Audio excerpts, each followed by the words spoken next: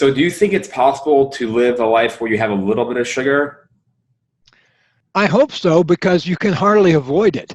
I don't go out on my way to eat it, but on the other hand, like I was at a party a while back, and I'm sure the stuff there had, even though I wasn't eating the sweet, some of the other stuff probably had a lot of refined sugar and oil and blah, blah, blah in it. So I probably, I'd caution people to treat refined sugar just like you would treat heroin. That it's best to avoid it entirely. That's kind of, most people stay away from heroin completely, I would say. I would say so too. And I think people should intend to stay away from sugar completely. Right.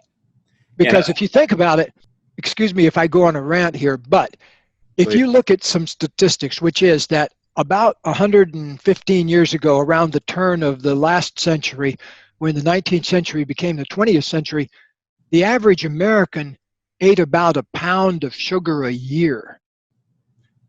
Now look at the statistics. The average American 115 years later eats 2 or 3 pounds a week on the average. And I don't eat any hardly, so somebody's eating my 2 or 3 pounds. And you probably don't eat a whole lot either, and so somebody's eating your 2 or 3 pounds. So it's horrifying in a way.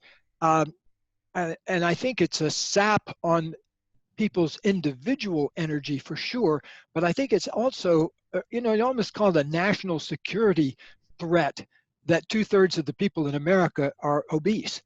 That cannot be a good thing, because if you're struggling with that, how can you have a good day at work, really? Or how can you have a good marriage or a good relationship? Because this stuff is always top of mind. And so I recommend that people use refined sugar, not at all, but expect that occasionally you're going to get some in your body just from stuff you eat if you do a lot of uncareful eating out in the world. As a matter of fact, I tell the story in one of my books. When I first got out of graduate school, I had my brand new Ph.D. from Stanford, and I got my first professor job, and I was an assistant professor at the University of Colorado in counseling psychology, my field. And my first job, I was making $13,500 a year, $13,500 a year as a young assistant professor. So one of my friends, who was a chemistry major, had gotten his PhD at the same time. He went to work for one of the big, like General Foods or somebody like that out in the Midwest, and he was making $80,000 right out the wow. gate, So I asked him, what do you actually do all day? And he said, well, we experiment with various formulations to make our food, make people want to eat more of our food and eat it more often. And I said, so basically what you are is in the addiction business. And he said, well, we don't like to use that language around here, but what it is basically an $80,000 chemist being used all day, and there were 600 other people like him. That was what was really scary. There's 600 other chemists down there busily figuring out different things too. So in a way, we have to have immense compassion for ourselves, because I hesitate to call it a conspiracy, but if you think about it, it really is. If everybody has joined together, like if you read the research reports set out by the sugar industry, you'd think sugar was the most healthy ingredient in the world. And, and that's just an elaborate con job.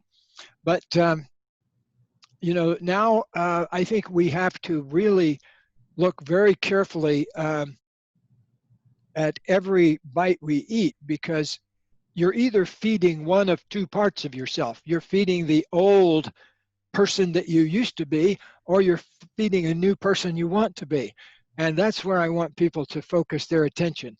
Everybody I work with, they want to feel lighter and clearer and more happy and more productive. And it requires feeding yourself a different kind of fuel to do that. But I also don't want to minimize the spiritual part of it, because I really think being fat was a spiritual gateway for me. That if I hadn't had that to struggle with, I might not have come across this great piece of information that has enlivened my whole life. And also I've worked with, maybe 20,000 people now. up close and personal, either here in my office or in seminars. And it's really wonderful. The most satisfying thing is to pass these ideas along to other people and watch them learn how to deal with it, and in a non-dieting way. You know, like, I think diets are one of those things that are one of the chief misery-making things that human beings have come up with, is the diet industry.